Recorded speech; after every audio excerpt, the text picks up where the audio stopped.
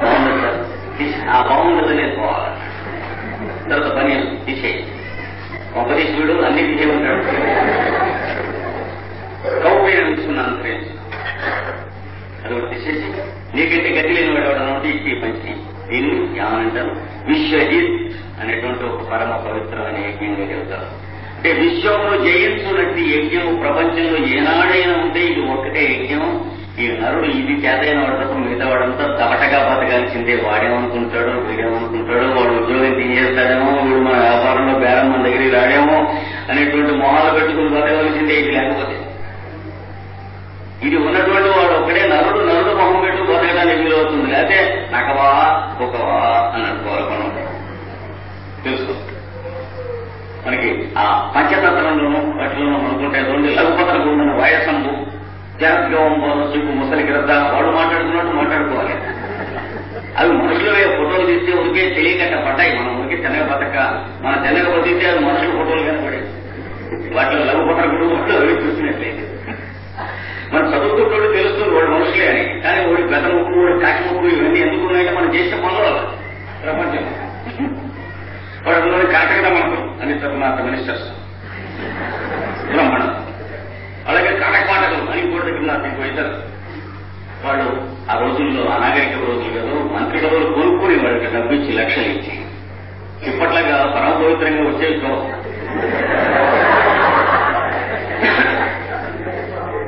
అవి మానవుడు అనాగరికంగా ఉన్న రోజులు కాదు, ప్రాచీన శిలాయుగం ఉంటారు. అప్పుడు అవినీతి మరీ హెచ్చుగా ఉండేది. ఉండి ఏ ఇతర దేశం నుంచో డబ్బు వస్తే అవి పెట్టి మిలిటరీలు కొనుక్కునేవాడు ఆ రోజుల్లో. పాపం అనాగరికం అంటే అంధకారం అంటే అదే. ఇప్పుడు జ్ఞాన ఉదయంలో ఉన్నందుకు అంతా పవిత్రం. ఎవరు కూడా అపవిత్రంగా ఉంటానే పరిస్థితులు. ధర్మం అంటే ఇప్పుడు ఉన్నదే ధర్మం. మనకేమిటి, వాడు ఆ బలి చక్రవర్తి విశ్వజిత్ యాగం చేశాట. విశ్వజిత్ యాగంకు విధితోడ చేయించి గురువు గారు శిష్యుడి చేత విశ్వజిత్ యాగం చేయించాట, అంతా పంచిపెట్టించేశాట. ఇంకేమీ లేదు మన దగ్గర. అప్పుడు నువ్వు బయలుదేరి యుద్ధానికి ఇంద్రుడు వెతికి వాడికి తాగడం తెలుసు కానీ ఎవరికి పెట్టడం తెలియదు. గుడ్డీలు ఖాళీ చేయడం తెలుసు కానీ ఇంకేమీ తెలియదు.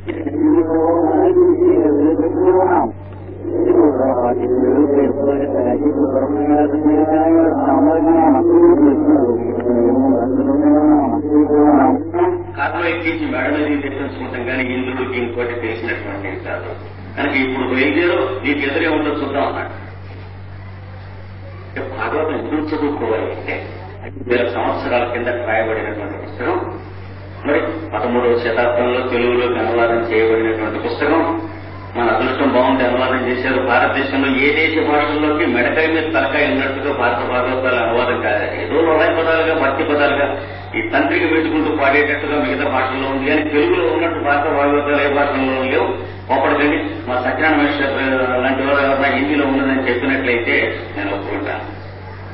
తెలుగులో ఉన్నట్టు మాత్రం సాంగోపాంగంగా చక్కని అనువాదంతో ఎస్బీగా వచ్చిన భాగవతంలో కొన్ని ఘట్టాలు భక్తిమయంగా పాడుకున్నటువంటి హిందీలో ఉన్నాయి, బ్రజభాషలో ఉన్నాయి, ఇవన్నీ ఉన్నాయి. కానీ తెలుగు ఒక్కటికే ఆ అదృష్టం ఈ రోజు వరకు పట్టింది. ఇటుపైన మిగతా భాషలు కూడా పట్టుగాక ఆశేత శ్రీతాచలం నేను కోరుకుంటున్నాను. అలాంటి భాగవతం ఎందుకు చదువుకోవాలి అన్నదానికి ఈ రోజున నేను మీకు నిదర్శన పూర్వకంగా చెబుతున్నాను అన్నమాట. అప్పుడు బయలుదేరి యుద్ధానికి బయలుదేరితే వాడు బలి చక్రవర్తి మీద ఈ వెడుతున్న దారబడి వచ్చినటువంటి వాళ్ళంతా బలి చక్రవర్తి యుద్ధ కొట్టలేటండి. ఎందుకు కాదు, తాను తినకుండా ఎదుటివాడికి పెడతాడు వీడని తెలిసినప్పుడు. అది ఒక్కటే రహస్యం. అది లేనప్పుడు మానవుడు చవటగానే ఉంటాడు, ఎప్పుడైనా చవటగానే ఉంటాడు. తాను కూడా తినద్దా అనక్కర్లే, తాను డబ్బులు తను తినేది ఎంత ఉంటుంది, తాను కట్టుకునే బట్ట ఎంత ఉంటుంది, ఈ ఒక్క రహస్యం తెలిసినటువంటి వాడు. ఎన్ని తెలిసినా ఈ ఒక్క రహస్యం తెలియదు. క్యాపిటలిజం తెలియవచ్చు, కార్ల్ మార్క్స్ తెలియవచ్చు, లెనిన్ తెలియవచ్చు, అబ్రహాం లింకన్ తెలియవచ్చు, 10 పీపుల్ 10 పీపుల్ 20 పీపుల్. కానీ ఈ ఒక్క రహస్యం తెలుస్తుంది. అమెరికన్ వార్ ఆఫ్ ఇండిపెండెన్స్ తెలియవచ్చు, రాడికల్ హ్యూమనిజం తెలియవచ్చు, పుస్తకాల మీద ఉన్నటువంటి స్థిర నల్లగా అంధకార బంధువులలో ఉన్న లక్ష్య తెలియవచ్చు. కానీ లోపల ఉన్న వెలుగు ఒక్కటి తెలియాలి. అది ఒక్కటి తెలిసాక ఇప్పుడు ఈ చదువుతున్న పుస్తకాలన్నీ సార్థకం అవుతాయి. లేకపోతే పుస్తకాలు పెట్టి కొట్టుకుంటారు. పండితులు భగవద్గీతలు పెట్టి కొట్టుకునేవాడు. అంటే అద్వైత వ్యాఖ్యానం భగవద్గీత పట్టుకున్నవాడు, విశిష్టాద్వైతం భగవద్గీత పెట్టి ఓడిపోవడం మీద కూడా కొట్టుకునేవాడు. అంటే భగవద్గీత చదువుకున్నట్టు లెక్క. అలాగే ఒక పార్టీ పుస్తకాలు పెట్టి ఒక పార్టీ వాళ్ళు కొట్టుకుంటున్నారు. దానికంటే కొద్దిగా ఉండేవి దెబ్బలాంటి ఇప్పుడు కాస్త ఎక్కువగా ఉన్నాయి. అవి లేనటువంటి చోట్లు ఏమైనా ఉన్నాయి అంటే, కులమత భేదములు లేనటువంటి ఏమైనా ఉన్నాయంటే, ఆధ్యాత్మిక వర్గం ఉన్న చోట, ఇట్లాంటి నలుగురు కూర్చున్న చోట, ఒక రోజు 2 రోజులు 3 రోజులు గడిపినటువంటి చోట, గురు పూజలలో కానీ, రామకృష్ణ మిషన్లో కానీ, శివానంద స్వామి యొక్క ఆశ్రమంలో కానీ, రమణ మహర్షి ఆశ్రమంలో కానీ, అరవిందాశ్రమంలో కానీ, ఇలాంటి పరమ పవిత్రమైనటువంటి చోట్లలో కులమత భేదములు లేనటువంటి సెక్యులరిజం కనిపిస్తుంది. కానీ విద్యా ఆలయములుగా ఉండవలసిన పాఠశాలలుగా చేసుకున్నటువంటి యూనివర్సిటీల్లో కానీ, కాలేజీల్లో కానీ, స్కూళ్లలో కానీ కుళ్ళిపోతున్నాయి కులమత తత్వాలతో. వాసన, నరవాసన, చీము వాసన, పురుగు వాసన, పుండు వాసన కొడుతున్నాయి. అక్కడ దొరకదు మీకు. కనుక ఒక్క మాట మన కర్తవ్యం ఏమిటి? అదే చదువు ఇంకా మన పిల్లల్ని చదివించి, అదే గొర్రె పిల్లల్ని బలించినట్లు వాటిని బలించి, అదే ఉద్యోగాల్లో వీళ్ళని చేరుతున్నాం, అది లేకపోతే వీళ్ళ పొట్టకు గతిలేదు అనేటువంటి నపుంసకమైనటువంటి నమ్మకంతో వెళ్ళిపోయి మన పిల్లల్ని, వాళ్ళ పిల్లల పిల్లల్ని కూడాను దీనికే బలి ఇద్దాం. ఇప్పటికీ 60 సంవత్సరాలు 70 సంవత్సరాలు బలి ఇచ్చాము. మూర్ఖులమైన భారతీయులు. ఇంకేమైనా చేయవచ్చునా అంటే, ఇన్ని శ్రీరంగ నీతులు చెబుతున్నావు కదా, నువ్వేం చేసావు అంటే, నా చేతి మీదుగా నా పిల్లలకి నేను ఉద్యోగం ఇప్పించలేదు, ఇప్పించడం ఏ రోజున వచ్చాను. నా పిల్లలతో పాటు ఈ ఉద్యమంలో చేరిన వాళ్ళు ఈనాడు 14,000 మంది ఉన్నారు. వాళ్ళకి కాదు, వాళ్ళ పిల్లలకు కూడా ఎవరు ఉద్యోగములు ఇవ్వనక్కర్లేదు, వాళ్ళు ఇచ్చినా వాళ్ళకి అక్కర్లేదు. నిరుద్యోగ సమస్యలో వెళ్లి జైలు కొట్టేటువంటి వాడు కాదు వాడు. అలాంటి వాళ్ళని కొన్ని వేల మందిని ఈ రోజున తయారు చేశాను. మీరు తయారు చేయవచ్చు. ఇంకొకటికి ఏం కావాలో చూసేటువంటి మగవాళ్ళని తయారు చేయాలి. కానీ నాకు ఉద్యోగం కావాలనేటువంటి క్వశ్చన్ మార్కులను తయారు చేయడం పెద్ద తెలివితేటలు కాదు. ఎస్ఎల్సీ పాస్ అయినా క్వశ్చన్ మార్క్ మొహమే, దరిద్ర మొహమే. బిఏ పాస్ అయినా దరిద్ర మొహమే, ఎంఏ పాస్ అయినా దరిద్ర మొహమే, పిహెచ్డీ పాస్ అయినా దరిద్ర మొహమే, లా పాస్ అయినా దరిద్ర మొహమే, ఎంబీబీఎస్ పాస్ అవ్వకముందే దరిద్ర మొహం. కట్టం కోసం చేద్దాం అందులో. ఒకటి మీరు చేయగలిగింది ఏం లేదు. ఈ ప్రశ్నకి సమాధానాలు మీ దగ్గర లేవు కనుక కాబట్టి వీలైన తొందరలో ఇందులోంచి మీరు లోకానికి ఏ విధంగా ఉపయోగపడగలరు అనేటువంటి విద్య మీరు ఒకటి నేర్చుకుని, చదువులు కాకుండా విద్యలు నేర్చుకుంటాం మొదలెట్టిన రోజున బాగుపడతారు, పనికొస్తారు. విద్యలు అనే పేరుతో దొంగ వేషంతో చదువులు మీకు అమ్మబడుతున్నవి, మీ ఆస్తులు తెగనవి వాటిని కొనుక్కుంటున్నారు. కనుక చదువులతో వ్యాపారం చేసుకున్నటువంటి వాటిని వదిలిపెట్టి విద్యల కోసం వచ్చినట్లయితే, మీ దగ్గర ఏ విద్య ఉన్నా సరే, మీరు 10 మందికి పనికొచ్చేదైతే వాళ్ళు మీ దగ్గరికి వస్తారు, మీరు వాళ్ళ దగ్గరికి వెళ్తారు. ఉద్యోగం ఇచ్చేవాడు, ఇప్పించేవాడు, అందుకుగాను మధ్య పుచ్చుకునేటువంటి వాడు. మీరు ఉద్యోగం ఇప్పించేవాడికి ఒక 5,000 కావాలి. మా విశాఖపట్నంలో ఉన్న రేటు కోర్టు దగ్గర 5,000 విడిపించే బదులు ఒక 5,000 పెళ్ళం పిల్లలకి ఏదైనా పాలు పండుకొని పెట్టుకోండి. గుడికి రసీదు ఉండదు కదా, 5,000 విడిపిస్తే ఉద్యోగం ఇప్పిస్తానంటే వాడు ఇప్పించకపోతే అడిగేదేం లేదు. అందుచేత ఎవరు ఇప్పించడం కానీ ఎవడు ఇవ్వటం కానీ లేకుండా మీకేం కావాలో నాకు చేతనవాలి, నాకేం కావాలో మీకు చేతనవాలి. వస్తూ ఉన్నది చక్కని ఉద్యమం. గ్రామములలో మొట్టమొదటిగా మీకు చేతనైతే యోగాభ్యాసం, మాస్టర్ గారి యోగాభ్యాసానికి మీరు ఒకటి చేయాలి. ఈ దేశంలో ఈ శతాబ్దంలో రైతుని వినాశనం చేసినట్టు మన దేశం ఏ దేశంలోనూ ఏ శతాబ్దంలోనూ ఎన్నడూ చేయలేదు. అంటే పంట పండించేవాడిని, తిండి పెట్టేటువంటి వాడిని, పని చేసేవాడిని, వాడిని మట్టి చేసి నామరూపాలు లేకుండా చేసింది ఈ ప్రపంచం నరజాతి చరిత్ర మీద ఏదైనా ఉందంటే మన దేశం ఒక్కటే. ఏ శతాబ్దం అయినా ఉందంటే ఇప్పుడున్న 20వ శతాబ్దం ఒక్కటే. ఇంకా ముందు జరగలేదు, జరిగితే చెప్పండి ఇక్కడ. కనుక ఆ కాస్త కూడా వెళ్ళిపోతే ఇతర దేశాల వాళ్ళు వచ్చి పండించేది, మన భూమి ఆక్రమించబోతున్నారు, కొద్ది టైం చేయగలిగింది. అక్కడ మనం సిబివి గారిని స్మరించుకుని మన కుండలిని లేచిందే లేదా ఇలాంటి తత్వ విషయాలు వదిలేసి మనది నిలువుగుట్ట అడ్డగుట్ట అన్ని తీసేసి మనందరం కూడా ఒక చోట కూర్చొని ఫోన్ చేయొచ్చా ఫోన్ చేయకూడదా అనేటువంటి ఈ పొలిటికల్ ఫెలోస్ మొదలైన వాళ్ళలాగా ఆలోచించకుండా ఏ కులం వాడికి ఉద్యోగాలు ఇవ్వాలి అవన్నీ లేకుండా వాటి కోసం కొట్టుకుంటాం కాకుండా మనం ఎవరో అనే సంగతి మర్చిపోయి మన అందరిలో ఉన్నవాడు ఎవరో అనే సంగతి గుర్తుంచుకుని అది ఆధ్యాత్మిక విద్య. అంటే ఎప్పుడైనా సాధ్యమైతే వాళ్ళకి ఆధ్యాత్మిక మార్గాన్ని వెళ్ళిన వాడికే సాధ్యం అవుతుంది. కానీ నేనెవరినో గుర్తుంచుకుని వాడెవరో గుర్తుంచుకున్నటువంటి రాజకీయ చవటలకు లొంగున్నది కాదు అని అడుగుతాను. అందుకని సర్వాంతర్యామైనటువంటి నారాయణుని యొక్క స్మరణ చేసుకుని ఎకాయకి చదువుకున్నటువంటి వాళ్ళు ఒక్కొక్క కుటుంబం ఒక్కొక్క గ్రామానికి వెళ్ళిపోయి ఈ వ్యవసాయం చేస్తున్నటువంటి వాళ్లలో మోసపోతున్నటువంటి వాళ్ళ పక్కన నిలబడి ఒక్కొక్క గ్రామానికి ఏం జరుగుతుందో వెళ్ళి మహారాష్ట్ర దేశంలో మొదలుపెట్టారు. దానికోసమే స్విట్జర్లాండ్ నుంచి తనకి 12,000 రూపాయల జీతం వస్తున్నటువంటి ఆయన మానేసి ఇప్పుడు 10 మాసాలైంది మహారాష్ట్ర దేశంలో పల్లెటూళ్ళలోకి దిగాడు వచ్చాడు. రేపు మే 1వ తారీఖు నుండి మొట్టమొదటిగా ప్రారంభం చేస్తున్నాడు. సరైన ఉద్యమం అంటే నలుగురిని చంపేందుకు, నలుగురిని కొట్టేందుకు, నలుగురిని బాధ పెట్టేందుకు, నలుగురిని తిట్టేందుకు కాకుండా సక్రమమైన మార్గాన్ని ఉద్యమం ఎట్లా చేయాలి. ఉదాహరణకి ఒక 10 గ్రామంలో ఆయన ముందు పెట్టుకున్నాడు ఎక్స్పెరిమెంట్. ఈ గ్రామాల నుంచి ధాన్యం కానీ, భోజనములు కానీ, పాలు కానీ బయట గ్రామాలకి మేము అమ్మము, ప్రొక్యూర్మెంట్ వాళ్ళకి లొంగమని డిక్లేర్ చేస్తున్నాం అని చెప్పాడు. మేము 1వ తారీఖు నుంచి సహకార సంఘముల వారికి ఇవ్వం అని చెప్పాడు. మార్కెటింగ్ కమిటీల వారు మా దగ్గరికి రావద్దు, బస్తీల వారు ఇవి కావాల్సిన వాడు రండి, మీకు చేతనైన ధరకి కొనుక్కుని తిని తీసుకుని వెళ్ళండి. మొట్టమొదటిగా డిక్లేర్ చేస్తున్నాను మే 1వ తేదీ నుంచి అని చెప్పి ఇంప్రింట్ కిందకి వారం కాక పై వారంలో ఆయనతో జరిగిన ఇంటర్వ్యూస్ చేశారు. చూడండి, రాష్ట్రానికి ఒక్కడు బయలుదేరుతున్నారు, ఇది జరగాలి, ఎవరిని ఏమనవలసిన పని లేదు, మనం చేయవలసిన కర్తవ్యం మనం చేసుకోవాలి, చేసుకుని మన తిండి మనదేని, నా తిండి మీదేని, మీ తిండి నాదేని గుర్తుంచుకోవాలి. ఎవరి తిండి వాడి దగ్గర నశించిపోతారు. అది చేతవలసింది.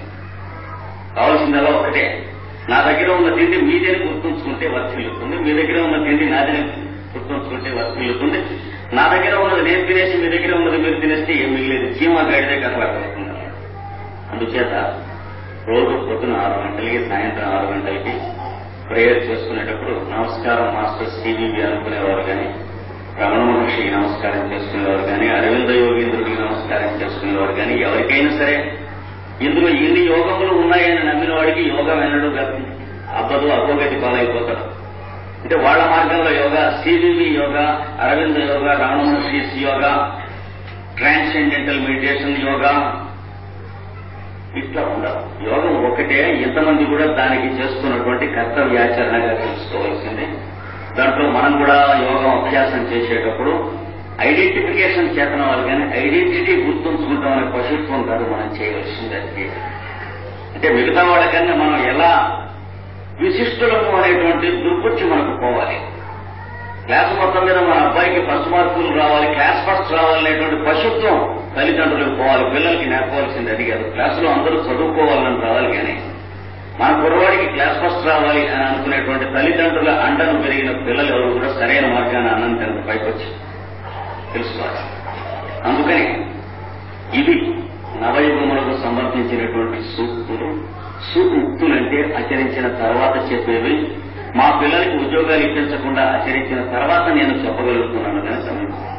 అయితే మా పిల్లలు వాళ్ళ మీద పడి తింటున్నారా?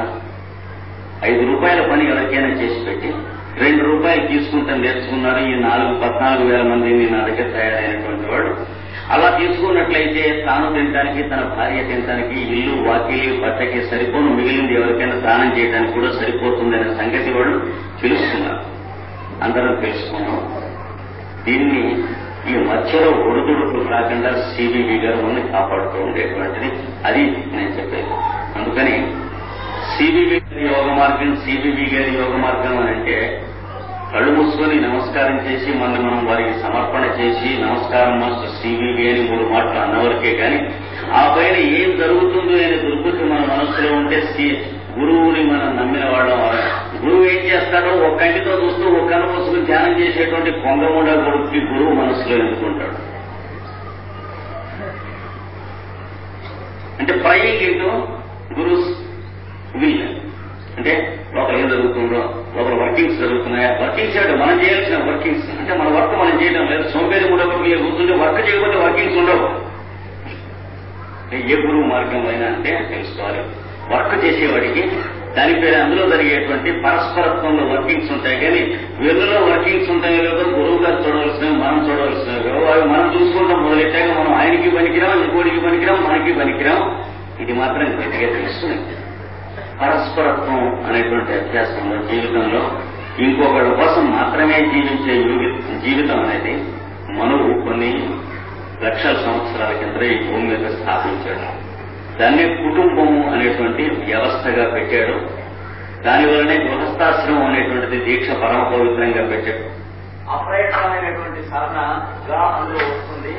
ఆ సాధన నా జీతం వీళ్ళందరికీ ఇవ్వడానికి అని భర్తకి పుట్టకుండా ఉండేటువంటిది వ్యవస్థలో ఒక పురుషుడు ఒక స్త్రీ జీవితంలో ఒక పద్ధతిలో ఉండగా వాళ్ళిద్దరిని భార్యాభర్తలు అనేటువంటి పేరు పెట్టి వాళ్ళకి సంతతి అనేటువంటి పేరు పెట్టి పరమ పవిత్రమైనటువంటి ఒక మార్గాన్ని స్థాపించి కొన్ని లక్షల సంవత్సరాల కింద ఇచ్చాడు. దాంతోనే సంఘాన్ని, సమాజాన్ని అలాగే నిర్మాణం చేసుకోమని నమూనా ఒక యూనిట్ కింద అది మనకు ఇచ్చాడు. ఆ ఇచ్చినటువంటి మార్గంతోనే ఈనాటి వరకు నరజాతి తినగా వెడుతూ ఉన్నది. ఎవడు ఎన్ని మార్గాలు స్థాపించుకున్నా, ఎవడు ఎన్ని మతాలు పెట్టినా, ఎవడు ఎన్ని పార్టీలు పెట్టినా అన్ని దిగదుడిపోయి దాని ముందు బలాదూరై వెళ్లిపోతున్నాయి. ఇది ఒక్కటే ఆనాటి నుంచి ఈనాటి వరకు మిగిలి ఉంది. మానవుడు యోగాభ్యాసం నేర్చుకున్నా దాంతోనే నేర్చుకోవాలి. నేను ప్రత్యేకంగా ఎవరితోనూ సంబంధం లేకుండా నేను తరించేందుకు నా మోక్ష మార్గానికి అనేటువంటి వాడికి కాదు. పతంజలి చెప్పిన యోగ మార్గం కూడా అది కాదు. భగవద్గీతలో చెప్పింది కూడా అది కాదు. యోగం ఎప్పుడు కూడా సజీవులైనటువంటి జీవరాశులతో కూడినటువంటి విగ్రహములు, సజీవ విగ్రహములు, వాళ్ళని ఆరాధించడానికి ట్రైనింగ్ కోసమే దేవాలయములు మొదలైనటువంటివి, విగ్రహారాధన మొదలైనవి ఇచ్చారు. ఒక విగ్రహాన్ని రోజు షోడశోపచార పూజ చేసి అర్చన చేసి దాని ప్రసాదం మనం స్వీకరించడం ఎందుకోసం ఏర్పాటు చేశారంటే శరీరములతో ఉన్నటువంటి వాళ్ళని మొట్టమొదటి నుంచే అందులో ఆ రూపంలో ఉన్న భగవంతుణ్ణి ఆరాధించమంటే అహంకారం వస్తుంది కనుక ముందర ట్రైనింగ్ పీరియడ్, ప్రిలిమినరీ పీరియడ్ లో ఉండగా ఆ అహంకారం లేకుండా ఉండటం కోసం అని చెప్పి ఒక విగ్రహాన్ని దారుమయం గాని లోహమయం గాని నిర్మాణం చేసి దానికి షోడశోపచార పూజ రోజు చేయడం అభ్యాసం చేసినప్పుడు పక్కవాడిని ఎలాగ మనం పూజాభావంతో, అర్చన భావంతో జీవించవలనో వస్తుంది కాబట్టి తెలుసుకుంటాం. కాబట్టి దానికోసం సాధన కోసం అని చెప్పి ఈ క్రమశిక్షణ కోసం అని చెప్పి విగ్రహారాధన అనేటువంటిది ఒకనొక ట్రైనింగ్ ఏర్పాటైంది. విగ్రహారాధన పనికిరాదు అనేటువంటి వాళ్ళు పాషండులుగా తెలుసుకోవాలి, జాగ్రత్తగా ఉండాలి. ఎందుకంటే ఇది కొంత లెవెల్ వెళ్ళిన వాడికి అక్కర్లేదండి, మరీ ప్రిలిమినరీగా ప్రారంభ దశలో ఉన్నవాడికి అని చెప్పేటువంటి పశువులు కూడా ఉన్నారు, జాగ్రత్తగా ఉండాలి. కానీ విగ్రహారాధన అన్ని లెవెల్స్ లో ఉన్నటువంటి వాడికి ఉండవలసిందే. ఎవడైనా ఆహారం తినటం అనేది ఒక లెవెల్లో ఉన్నవాడికి మాత్రమేనండి. అది దాటి ఆహారం ఎలా జీర్ణం అవుతుందో తెలిసిన వాడు ఆహారం తినక్కర్లేదు అని అనుకుంటారంటే అది ఒప్పుకుంటాం కదా. సత్యమైనట్లయితే జ్ఞానయోగంలోకి వెళ్ళిన వాడికి విగ్రహారాధన అక్కర్లేదు మొదలైనటువంటి పాషండపు కబుర్లు నమ్మవచ్చు, జాగ్రత్తగా ఉండాలి. కనుక దేహము దేవాలయంగా చూడటం కోసం, ట్రైనింగ్ కోసం దేవాలయం నిర్మాణం చేసుకోవాలి. ఆ ట్రైనింగ్ కోసం దేవాలయానికి వెళ్ళాలి. దేవాలయంలోకి వెళితేనే భక్తి ఉన్నట్టు అని అడుగుతాడు. ప్రపంచం మొత్తం మీద అన్ని మతాల్లోనూ హిందూ మతంలో ఉన్న సవట ఒకడు. ఈ ప్రశ్న ఇంకే మతం వాడికి కదా. ఎక్కడున్నా మహమ్మదీయుడు అక్కడ వాడి తులుగుడు అక్కడ వేసుకుని వాడు నమోదు చేసుకుంటాడు. వీడికి వచ్చేటువంటి నశించిపోయే జాతికి వచ్చిన ప్రశ్నలు వాడికి రావు. ఎవరైనా తిరిగినే పడుతున్నట్ట, వెళ్ళకపోతేనే ఉన్నట్ల అన్నాం ఒకటి. అంటే వినాశకాలంలో మనకు వచ్చేటువంటి ప్రశ్నలు కానీ కాదుకూడదంటే మీరు సమాధానంతో చెప్పండి, నేను మీ శిష్యుడు బియ్యంగా ఉంటాను. అలాగే బొట్టు పెట్టుకుంటేనే బతికి ఉన్నట్లా అని అడుగుతారు. అంటే పెట్టుకోకపోతేనే ఉన్నట్లా, గడ్డం పెంచితేనే బతికి ఉన్నట్లా అన్నాడు. బ్లేడు దొరకలేదు వాడు పెంచాడు, వాడి గురించి కనుక హిందూ మతం వాడికి వచ్చే సవట ప్రశ్నలన్నీ కూడా వీడు మిగతా అంతర్మండల మతాల కంటే అంతకంటే కూడా సవట అనిపిస్తుంది. అందుకని ఈ మతాలన్నీ చేసి ఆధ్యాత్మిక మార్గాలు వెళ్ళి ఏది పనికి వస్తుందో ఆ మార్గాలు, క్రమశిక్షణ ఏది పనికి వస్తుంది. కాలిఖానాలో కొన్ని సరుకులు పెడతారు, లోడింగ్ తిప్పడానికి పెడతారు, ఎక్స్పాండర్స్ పెడతారు. అది ఉంటేనే బాహుబలం వస్తుంది అంటే, లేకపోతే పొంగల్లే ఉంటాడు. ఆ సాధన చేస్తేనే వాడు కండలు పెరిగేది.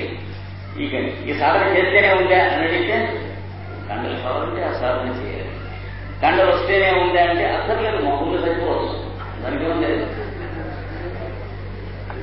అందుకని ఆదర్శం ఎందుకు, క్రమమార్గం ఎందుకు, క్రమశిక్షణ ఎందుకు, దేవాలయం ఎందుకు, విగ్రహం ఎందుకు, షోడశోపచార పూజ ఎందుకు, ఆరాధన ఎందుకు, అర్చన ఎందుకు, దండం ఎందుకు, మెడలో క్రాస్ ఎందుకు, ఈ రెండు ప్రశ్నలు కలిపి వేస్తే సమాధానం వస్తుంది. క్రైస్తవుడికి క్రాస్ ఎందుకు, హిందువుడికి దండం ఎందుకు, వీటి వల్ల ఏమన్నా అన్నపానీయాలు ఇస్తున్నదా అని అడిగితే, ఆఫీస్కి వెళ్ళేటువంటి వాడికి సూటు ఎందుకు, అన్నపానీయాలు ఇస్తుందా, దేశం అసలే కరువు వస్తూ ఉంటే బూట్లు ఎందుకు అని అనంతా, ఆఫీసుకి బోర్డు ఎందుకు, ఈ బోర్డు 150 రూపాయలు అవుతుంది కదా, ఎవరికైనా పెట్టేస్తాను ఉంటాయి. ఇవన్నీ సరళ ప్రశ్నలు అంటారు. వేయిస్తున్నాం కాబట్టి వేస్తారు, కానీ అర్థం ఉన్న ప్రశ్నలు కాదు. వెయ్యనిచ్చేవాడు సవటని అర్థం, అందుకని వేసేవాడు కాదు. అందుకని ఆధ్యాత్మిక మార్గాన్ని ఏ మార్గాన్ని మీరు వెళ్ళినా తప్పులేదు. జీవితాన్ని మీనింగ్ఫుల్ గా తయారు చేసుకున్నాం. భాగవతంలోనో, భారతంలోనో, రామాయణంలోనో చెప్పినటువంటి మార్గంగా తయారు చేసుకుందాం. ఆచరణీయమైనటువంటి మార్గంగా తయారు చేసుకుందాం. ఒక జ్ఞానుడి స్థలం అన్నదా తమ్ముడుగా అని సందేహం వచ్చినప్పుడు, ఈ జ్ఞానుడి స్థలం కోసం కోర్టుకు వెళ్ళిపోయి అన్న తమ్ముడు కూడాను ఈ ఆస్తిని అన్వేషకులైనా లెక్క చేయకుండా వెళ్ళిపోతారు. కానీ అన్న తింటే పర్వాలేదని తమ్ముడు, తమ్ముడు తింటే పర్వాలేదని అన్న అనుకునేటువంటి నరజాతి ఒక రోజున ఉండేది. వాళ్ళిద్దరు కూడా అన్నదమ్ముడు పోటాడుకున్నారు. అన్న ఈ రాజ్యం నీది అని భరతులంటే, తమ్ముడు ఈ రాజ్యం నీది అని రాముడు అన్నాడు. ఆ రాజ్యం కావాలి అన్నది, అది మనం చూసుకోవాలి. అంటే ఈ అన్నదమ్ముడు కోర్టుకు వెళ్ళక్కర్ లేకుండా ఈ జ్ఞానుడాస్తి ఒరే తమ్ముడా, నేను నాకంటే చిన్నవాడివి, నువ్వు తీసుకుంటే నాకేం పోయిందిగా, సంతోషం అనే అన్నలు కావాలి ఈ దేశంలో. అంతేగాని ఎమ్మెల్యేలు, బియ్యలు, పిహెచ్డీలు కాదు, జెండాలు కాదు, చెయ్యని కాదు, ఈ చెయ్యెత్తి వర్షిల్లాలి, ఈ చెయ్యెత్తి నశించాలి అని ఇది కాదు మనకు రాష్ట్రం. అవన్నీ కూడా అయిపోయినాయి, వేస్ట్ ఎక్స్పెరిమెంట్స్. 100 ఏళ్లు వేస్ట్ చేశాము. ఇంకా మనం కాలం దగ్ధం చేయడం అనవసరం. అవన్నీ ఎత్తివసరం పారేయడం. బుద్ధిపూర్వకంగా ఏం చేసుకోండి. ఏం కావాలో మీ పక్కవాడికి ఏం కావాలో మీరు చూసుకోండి, మీకు ఏం కావాలో మీ పక్కవాడు చూసుకోండి. ఈ ఒకే యోగ మార్గం అనేటువంటిది. కనుక ఈ గజం స్థలం కొన్ని మా అన్నగారు పిల్లలు గలవాడు, వాడు తీసుకుంటే సంతోషంగా ఉంటుంది అనే తమ్ముడు కావాలి. అన్నగారు తమ్ముడు, భరతుడు లాంటి తమ్ముళ్ళు, రాముడు లాంటి అన్నలు వస్తాను. ఎక్కడి నుంచి వస్తాయంటే మీలోంచి వస్తాయి. మీలోంచి రావడం మొదలైన తర్వాత కొంతమంది మీలోంచే ప్రభుత్వంలోకి పెడతారు. కనుక ప్రభుత్వం దేన్ని బట్టి ఉంటుంది, మిమ్మల్ని బట్టి ఉంటుంది. కనుక ఎప్పుడు కూడా ప్రపంచంలో మంచి చేసుకున్న జాతికి కానీ, చెడు చేసుకున్న జాతికి కానీ, వాడికి తగిన ప్రభుత్వం వాడికి వచ్చి వాడికి పూలమాలు వేయటమో, ఇతర చెడు తీసుకోవటమో చేసుకోవాలి. నా అవిష్ణు పృథివీ పదిహి అని చెప్పారు పెద్దలు. అంటే సర్వవ్యాప్తం కానటువంటి, విష్ణుత్వం లేనటువంటి, ఆజ్ఞాపనం పరిపూర్ణం చేయనటువంటి ప్రభుత్వం అంటూ ఏనాడు ఉండదు. ప్రజలు దౌర్భాగ్యులని వీళ్ల నుంచి ప్రభుత్వం దగ్గరికి వస్తారు కానీ ప్రభుత్వం దౌర్భాగ్యం. ప్రజలు మహానుభావులాగా ఈనాడు ఉన్నట్లయితే ప్రభుత్వం కూడా ఈనాడే మహానుభావులు, సత్యసంధులైనటువంటి వాడు రామరాజ్యం ఉంటుంది. కనుక రామాయణం అందుకు పనికొస్తుంది, భారతం అందుకు పనికొస్తుంది. ఈ పుస్తకాలన్నీ కొన్ని రోజులు చేస్తున్నాం, ఏదో నాస్తికత్వం చేస్తున్నాం అనేవాడు కూడా ఉపయోగమే. ఎందుకంటే ఒక 1000 కాపీలు రామాయణం తగలబెట్టారు. మళ్ళీ అచ్చేసేవాడికి ఎంత లాభం? మీరు నేను బాగా 1000 కాపీలు ఒక మాట. అందుకని మళ్ళీ వాడు 2000 వేయించగలుగుతాడు లాట్ ఒక మాట. ఎందుకంటే తగలబెట్టడానికి కొనుక్కునేవాడు కమిషన్ ఎంత డిస్కౌంట్ ఇస్తారో అని అడిగాడు. వీడు వాడికి ఇవ్వడు, ఫుల్ ప్రైస్ తోనే కొంటాడు. వాడు కోపంతో అంత ఖరీదుతో కొన్ని తగలబెడతాడు. వాడు చేసినంత ఉపకారం మీరు నేను చేయగలమా? దాని గురించి ప్రసక్తి ఎక్కర్లేదు. అవి ఇప్పుడు ఉంటాయి, ఇవి ఇప్పుడు ఉంటాయి. మన వల్ల కర్తవ్యాన్ని ఆచరించి తరించాలి కనుక కొత్తగా అతిథులుగా ఇక్కడికి వచ్చినటువంటి వాళ్ళని, పాతగా గురు పూజలుగా చేసుకున్నటువంటి వాళ్ళు సేవకులుగా, వాళ్ళకి సేవాభావంతో మాస్టర్ సీనియులుగా చూసి ఈ రోజు ఆదరించి వచ్చే సంవత్సరం మళ్ళీ వాళ్ళు కూడా మనతో పాటు నలుగురికి సేవ చేసేటట్టుగా ఒక క్రమమైనటువంటి పద్ధతిలో ఆచరించవలసినదిగా ఈ రోజంతా మనం కలిసి శ్రీమయమైనటువంటి జీవితంగా కాలక్షేపం చేసుకుందాక అని చెప్పి ఇటు పైన మాకు ఇక్కడ ఏఐఆర్ ప్రసారం వారు ఇక్కడ ఉన్నారు కనుక పక్కన కరెంటు ఆన్ చేశారు. అక్కడ ఏఐఆర్లో అయితే స్విచ్ ఆపేస్తారు. టైం అయిపోయి మాట్లాడి నా కూడా తెలుగు మేషన్ ఉన్నారు అరగంట రన్ చేస్తాడని. ఇక్కడ స్విచ్ కాకుండా ఇక్కడ ఏఐఆర్ వాడు ఎక్కడో ఇంకొక తాళం చెవులు కొట్టారు, కరెంట్ ఆపేశారు తెలియజేయడానికి. ఇక్కడికే టైం అయిపోయింది. పైన ఒక 10 నిమిషాలు తీసుకున్నాం. మళ్ళీ సాయంత్రం వారు ప్రసారం, వారు రెండవ ప్రసారం వారు మాకు టైం ఎప్పుడు ఇస్తే భాగవతాన్ని గురించి నవరాత్నాలు ముక్కలు నవీన యుగానికి భాగవతంలో ఉన్నటువంటి సందేశం ఏమిటో చెప్పుకున్నాం. ఇటువైన కర్తవ్యం అనవసరంగా చెప్పారు. స్వస్తి ప్రజాభ్యం పరిపాలయేణ వాక్యేణ మహీంద్రీచ గో బ్రాహ్మణే శుభమస్తు నిత్యం లోకా సమస్తా సుఖినో